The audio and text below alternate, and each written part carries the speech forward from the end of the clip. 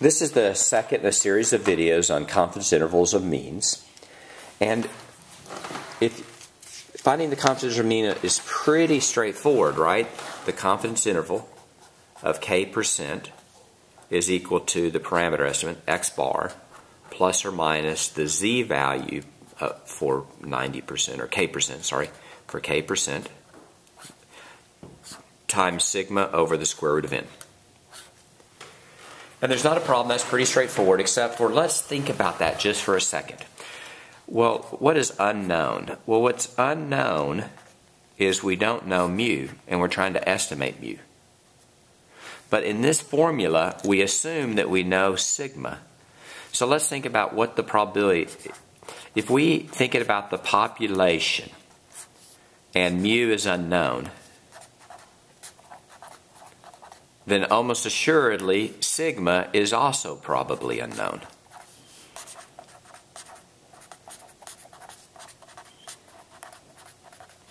Right?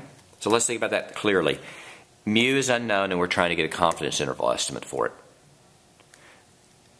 This formula assumes we know sigma, that is the randomness present in the true population. Well, it's unlikely, very unlikely, that we actually know the standard deviation of the population, but not without knowing the mean. So in fact, what we're going to do now is we're going to do a confidence interval for a mean when sigma is unknown. And the solution is pretty straightforward. If you don't know sigma, then you're going to estimate sigma. And there's two notations that we often use for that. The notation that I think would make most sense would be sigma hat, right?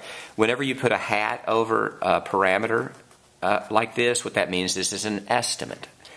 However, a lot of books, especially introductory books, uses the letter S and puts a little SX there so you know what it means. These two symbols mean exactly the same thing. These are a sample estimate of the population standard deviation.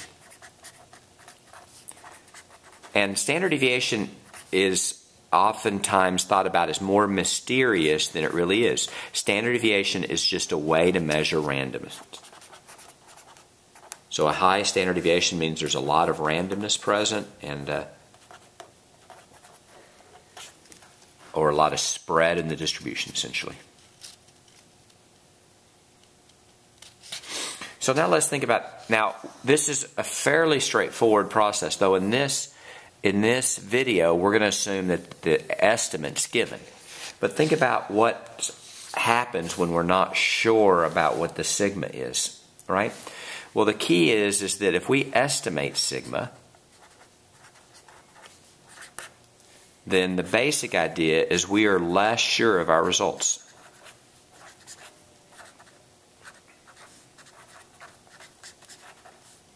And because we're less sure of our results, we're going to adjust for that. We're going to adjust for the fact that we're less certain.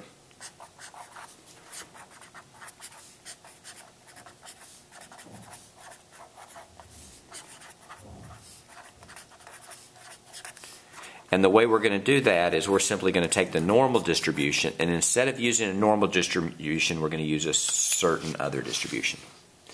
So what we're going to do is we're going to use what's called the t distribution. And the easy thing about the t distribution is the t distribution is just like a normal distribution, except it's been adjusted so that you're less sure. Actually, the t distribution has its own formula. Let's do this. Let's draw a normal distribution. So let's say that's a normal distribution. If you think about if that's a normal distribution, then what a t distribution is a t distribution is a normal distribution, but it's a little flatter and it has steeper tails. So a t distribution is basically going to look like this. And essentially what you're going to have is you're going to have fatter tails. So you're going to allow for unlikely events to occur more often. And the peak is flatter or lower. So less likely are you going to be very close, right? And more likely are you going to be very far away from it. And that's basically what you're doing. You're going to adjust for the fact that you're less sure. So now, when sigma is unknown, we're going to have a formula. When sigma is estimated, or when sigma is unknown, then our confidence interval for mu of k% is equal to x bar plus or minus t of k% times sigma hat over square root of n. And so the only differences are that rather than plugging in the true value here, you're going to be given an estimated value to plug in here, and that we're going to basically use a different table.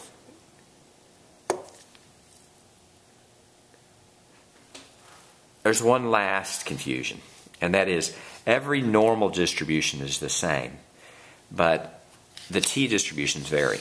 So let's think about that. How good is our estimate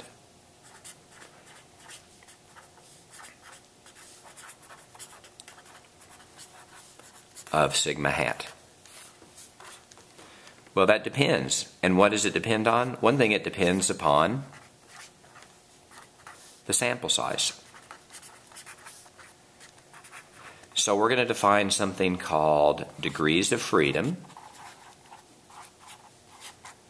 And the degrees of freedom are simply the sample size minus 1. So if the sample size was 30, the degrees of freedom would be 29. So just if n is 50, degrees of freedom, we'll just abbreviate DOF, will be 49. And if n is